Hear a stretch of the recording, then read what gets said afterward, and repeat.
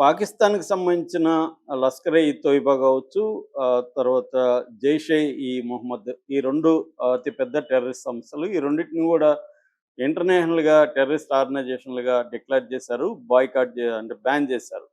అందుకని వాళ్ళేం చేస్తున్నారంటే రకరకాల కవర్ ఆర్గనైజేషన్ టీఆర్ఎఫ్ కూడా అలాంటిదే. పహల్గామ్‌లో అటాక్ చేసిన ద రెసిస్టెన్స్ ఫోరం టీఆర్ఎఫ్, ఇది కూడా రెసిస్టెన్స్ ఫ్రంట్, అది కూడా ఒక ముసుగు సంస్థ. వీళ్ళేం చేస్తారంటే జైష్-ఇ-మొహమ్మద్ లేకపోతే లష్కర్-ఇ-తోయిబాకి సంబంధించిన వేరే వేరే ఫ్రంటల్ ఆర్గనైజేషన్ పెట్టి ఆర్గనైజేషన్ తరపున టెర్రరిస్ట్ యాక్టివిటీలు చేయడం అనేది చేస్తున్నారు. లష్కర్-ఇ-తోయిబాకి సంబంధించి సయ్యద్ హఫీజ్, తర్వాత జైష్-ఇ-మొహమ్మద్‌కి సంబంధించిన మసూద్ అజర్, వీళ్ళిద్దరూ యాక్టివ్‌గా ఉన్నారు. ఆల్రెడీ వీళ్ళిద్దరికి సంబంధించిన అనేక ఫ్రంటల్ ఆర్గనైజేషన్‌కి సంబంధించి ఇండియాలో స్లీపర్ సెల్స్ కావచ్చు, గ్రౌండ్ వర్కర్స్ కావచ్చు, తర్వాత ఇక్కడ అనేక రకాల ఇస్లామిస్ట్ ఆర్గనైజేషన్‌లో టచ్‌లో ఉన్నారు. అందువల్ల ఇండియాలో అల్లకల్లోలం సృష్టించడానికి, బాంబు బ్లాస్ట్‌లు ప్లాన్ చేయడానికి వాళ్ళు ట్రై చేస్తున్నట్టుగా వార్తలొచ్చాయి. దీనికి సంబంధించి పాకిస్తాన్ గూఢచారులను కూడా ఎప్పటికప్పుడు నిఘాలు పెట్టి అరెస్ట్ చేస్తున్నారు. రీసెంట్‌గా జ్యోతి మల్హోత్రా ఇంకొక 7 మందిని పైన అరెస్టులు చేశారు. సో ఈ నేపథ్యంలో ఈ హైదరాబాద్ సెన్సిటివ్ ఏరియా, ఎందుకంటే ఇక్కడ ముస్లిం పాపులేషన్ 30% ఉంటుంది సిటీలో.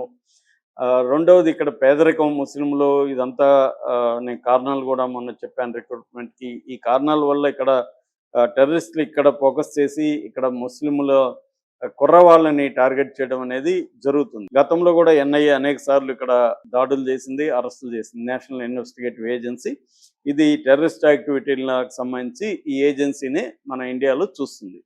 సో ఇప్పుడు మొన్న 18వ తేదీ 2 రోజుల ముందు ఒక ఇద్దరు కుర్రవాళ్ళు, ముస్లిం కుర్రవాళ్ళు బాంబు బ్లాస్ట్‌లకి ప్లాన్ చేస్తున్నారన్న వార్త బగ్గుమనింది. ఒక్కసారిగా హైదరాబాద్ ఉలిక్కిపడింది. ఎక్కడ బయటకు పోవాలన్నా ఒక భయాందోళనలు అయితే ప్రజల్లో నెలకొనే పరిస్థితి వచ్చింది. ఇప్పుడేందంటే వీళ్ళిద్దరినీ కూడా విజయనగరం 2 టౌన్ పోలీసులు ఈ కేసుని పర్యవేక్షిస్తున్నారు. యాక్చువల్‌గా ఇది జాయింట్ ఆపరేషన్. తెలంగాణ పోలీసులు, అటు విజయనగరం పోలీసులు కలిసి చేసిన జాయింట్ ఆపరేషన్. కానీ ప్రధానమైన A1 అక్కడ విజయనగరం అతను కాబట్టి వీళ్ళ కేసును కూడా అక్కడే డీల్ చేస్తున్నారు.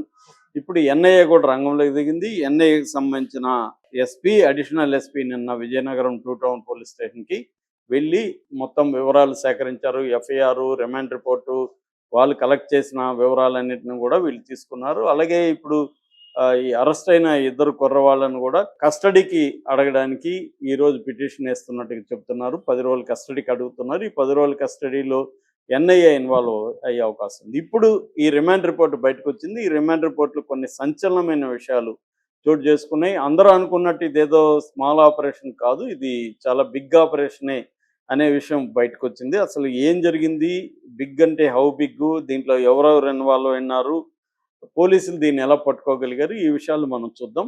ఇక్కడ ఏంటంటే విజయనగరానికి సంబంధించిన సిరాజ్ ఉర్ రెహమాన్ అనే అబ్బాయి, ఇతనికి 29 ఏళ్ళు. ఈ అబ్బాయి 2018లో హైదరాబాద్లో ఇంజనీరింగ్ కాలేజీలో చదివాడు. నిజానికి ఈ అబ్బాయి బ్యాక్గ్రౌండ్ చూస్తే వీళ్ళ నాన్న అసిస్టెంట్ సబ్ ఇన్స్పెక్టరు, వీళ్ళ అన్న కానిస్టేబుల్, అంటే వీళ్ళ ఫ్యామిలీలో పోలీసులు ఉన్నారు.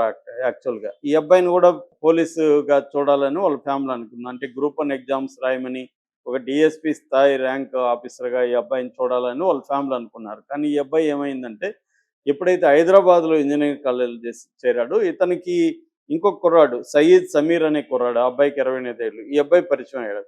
వీళ్ళిద్దరికీ మెల్లమెల్లగా ఏంటంటే ఈ రాడికల్ ఇస్లామిస్టు ఐడియాలజీ మీద ఇంట్రెస్ట్ క్రియేట్ అయింది.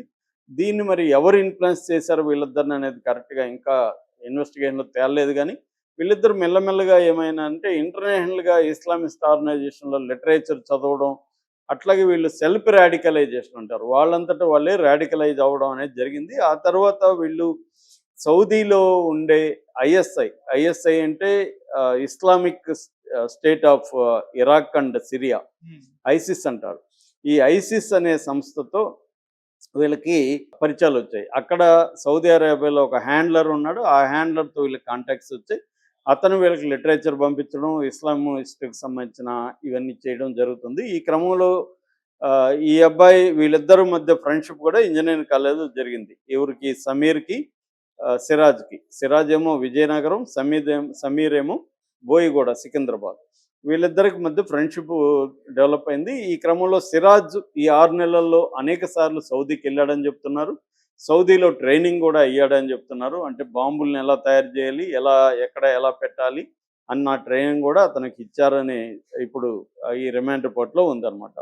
సో, ఈ సిరాజ్ అక్కడ ట్రైన్ అయ్యి వచ్చిన తర్వాత ఇక్కడ ఒక కొన్ని రోజుల నుంచి కూడా కర్ణాటకలో కొంతమంది, ఎందుకంటే ఈ ఇంజినీరింగ్ కాలేజీలో వేరే రాష్ట్రాల నుంచి కూడా చదువుకున్న కుర్రాళ్ళు ఉంటారు. అక్కడ వాళ్ళ ద్వారా ముస్లిం కుర్రాళ్ళని ట్రాప్ చేసి కర్ణాటకలో, మహారాష్ట్రలో ఈ 2 రాష్ట్రాలకు సంబంధించి ఇంకొక నలుగురిని కూడా వీళ్ళు ప్లాన్ చేసుకున్నారు. మొత్తం ఇది 6 మంది టీమ్ అనమాట. ఇక్కడ వీళ్ళు వర్క్ డివిజన్ కూడా చేసుకున్నారు. ఈ 6 మంది టీమ్‌కి గైడెన్సు ఐసిస్‌కి సంబంధించిన హ్యాండ్లర్ సౌదీలో వాళ్ళిచ్చారు. వీళ్ళ గైడెన్స్ ఏందంటే సిరాజ్ ఏమో